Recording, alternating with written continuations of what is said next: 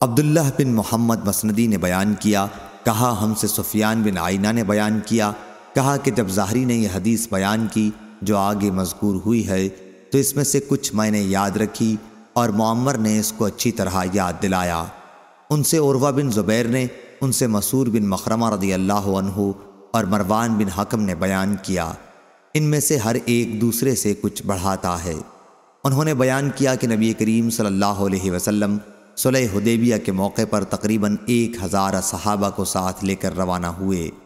پھر آپ جب ذوالحلیفہ پہنچے تو آپ نے قربانی کے جانور کو قلاوہ پہنایا اور اس پر نشان لگایا اور وہیں سے عمرے کا احرام باندھا۔ پھر آپ نے قبیلہ خزاعہ کے ایک صحابی کو جاسوسی کے لیے بھیجا اور خود بھی سفر جاری رکھا۔ جب آپ غدیر الاشطاط پر پہنچے تو آپ کے جاسوس بھی خبریں لے کر آ گئے، جنہوں نے بتایا کہ قریش نے آپ کے مقابلے کے لیے بہت بڑا لشکر تیار کر رکھا ہے اور بہت سے قبائل کو بلایا ہے۔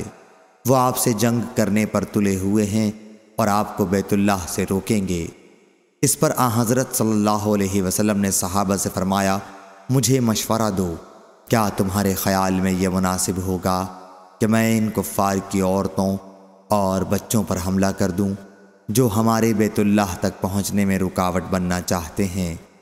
اگر انہوں نے ہمارا مقابلہ کیا تو اللہ عز و جل نے مشرکین سے ہمارے جاسوس کو محفوظ رکھا ہے، اور اگر وہ ہمارے مقابلے پر نہیں آتے تو ہم انہیں ایک ہاری ہوئی قوم جان کر چھوڑ دیں گے۔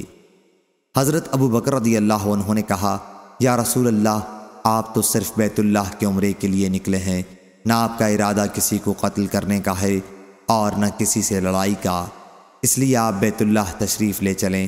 اگر ہمیں پھر بھی کوئی بیت اللہ تک جانے سے روکے گا تو ہم اس سے جنگ کریں گے۔